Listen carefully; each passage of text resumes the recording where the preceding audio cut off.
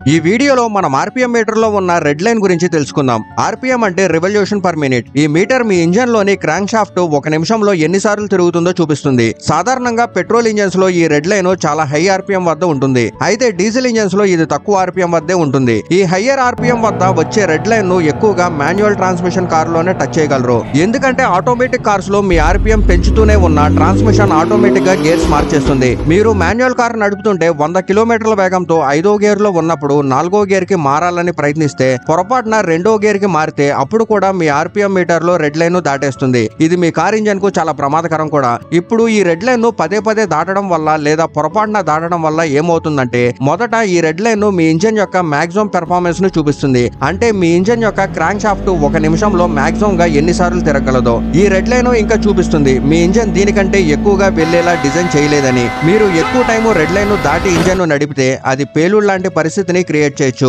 మరియు కార్ ని షెడ్ కి తీసుకెళ్లాలి.